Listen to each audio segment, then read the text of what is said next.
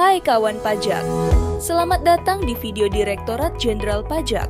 Pada video ini, kita akan belajar pelaporan SPT tahunan PPh orang pribadi bagi wajib pajak pekerjaan bebas atau WP profesi yang menggunakan norma penghitungan penghasilan neto atau NPPN pada aplikasi Cortex dalam bahasa Inggris.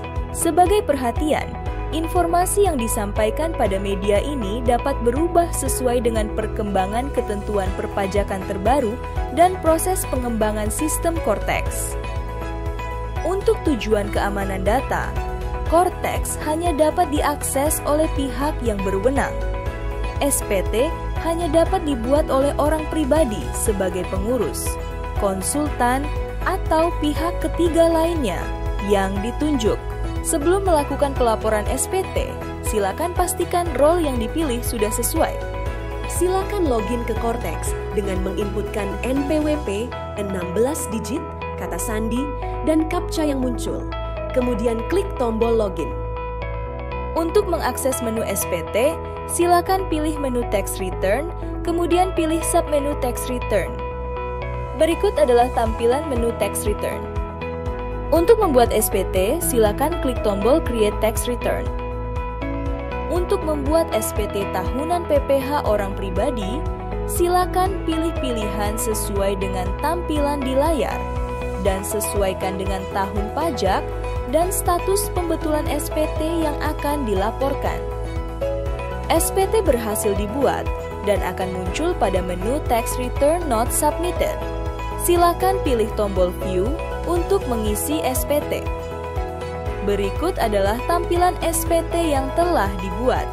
Secara otomatis, SPT akan terbentuk formulir induk dan lampiran 1.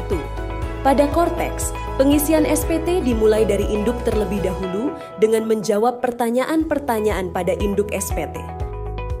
Jika kawan pajak adalah seorang wajib pajak pekerjaan bebas yang memperoleh penghasilan dari bidang profesi, maka silakan pilih yes pada bagian B, poin 1B1. Jika penghitungan PPh terutang menggunakan skema norma penghitungan penghasilan neto atau NPPN, maka silakan menginputkan pilihan pada poin 1B2 dan poin 1B3 sesuai tampilan di layar.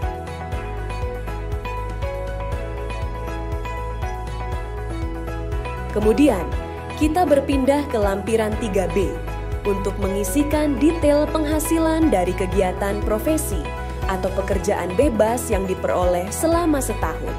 Silakan klik tombol Edit untuk mengubah isian yang sudah ada, atau klik tombol Add untuk menambahkan daftar penghasilan baru yang akan diinputkan. Silakan menginput detail penghasilan yang diterima selama setahun, kemudian klik Save apabila sudah sesuai. Daftar penghasilan yang berhasil terinput akan muncul pada lampiran 3B bagian C. Setelah itu, isian tabel norma perhitungan penghasilan neto pada lampiran 3B akan terprepopulasi pada lampiran 3A4. Pada lampiran 3A4, silakan mengisi tarif norma yang sesuai dan sistem akan menghitung nilai penghasilan neto. Silakan menginputkan detail NPPN yang digunakan sebagai dasar penghitungan. Kemudian, silakan klik tombol Save apabila isian sudah sesuai. Penghitungan NPPN yang berhasil terinput akan muncul pada lampiran 3A4 bagian A. Kemudian, kita kembali ke induk untuk melengkapi bagian C dengan mengisikan PTKP dan komponen pengurang penghasilan lainnya apabila ada. Selanjutnya, silakan melengkapi bagian D dengan memilih No pada poin 10A dan 10D apabila tidak memiliki bukti potong dari pemberi kerja dan tidak terdapat kredit pajak luar negeri. Jumlah PPh terutang yang masih harus dibayar akan muncul di bagian E poin 11C. Selanjutnya, silakan lengkapi bagian F apabila SPT pembetulan, bagian G apabila status SPT lebih bayar, dan bagian H apabila terdapat angsuran PPh pasal 25. Selanjutnya, silakan lengkapi bagian I.